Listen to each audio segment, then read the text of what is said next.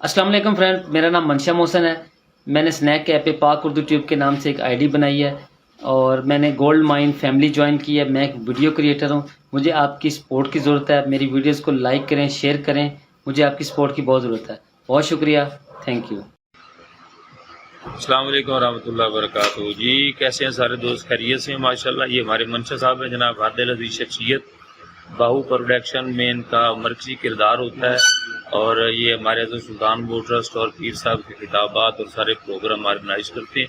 आप सब दोस्त कैसे हैं जनाब? खैरियत से हैं? अल्लाह ताला आप सब आपको सलामत रखे। अल्लाह दीन दुनिया की बरकतों से माला माल फरमाए। अस्सलाम वालेकुम रहमतुल्लाह। अस्सलाम वालेकुम दोस्तों, कैसे हैं सब? उम्मीद करता हूँ सब खैरियत से होंगे। आज हम जा रहे हैं चोआ सैदन शाह में।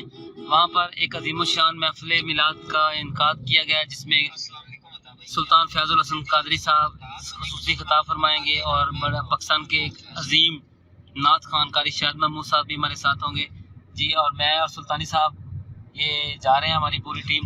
और इंशाल्लाह आपको ये प्रोग्राम तकबीर टीवी यूके में भी दिखाया जाएगा, सेटेलाइट पे पाकिस्तान में भी आप देख सकते हैं।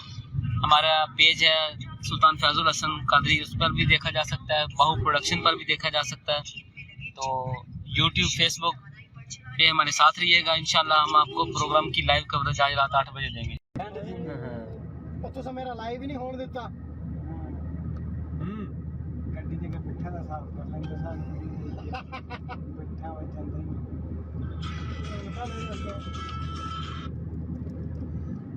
कलर कहार जी, ये है जी कलर कहार की पहाड़ियाँ हैं जी। इस वक्त हम कलर कहार मोटरवे पर हैं। कलर कहार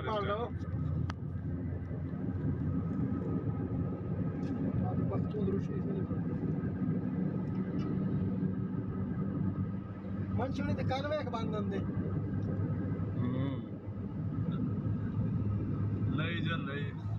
ले जा इन्हों चाचे नाल वग जावे ना।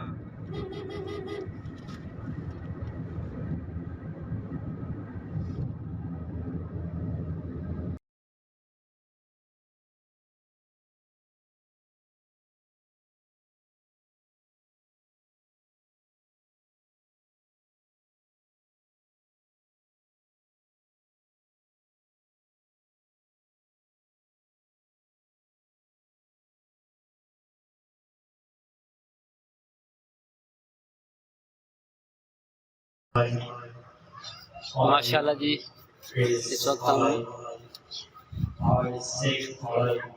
चोआ सैदन शाह में मौजूद हैं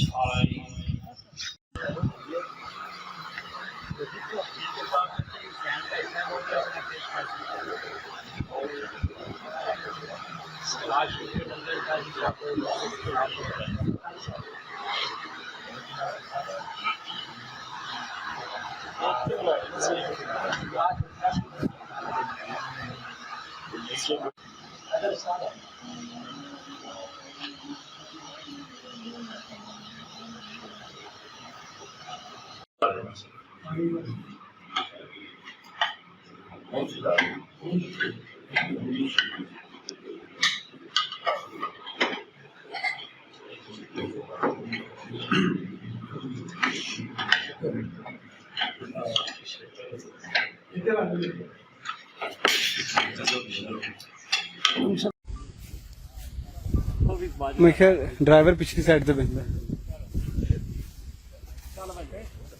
चल बाबू जाने हाथ पाई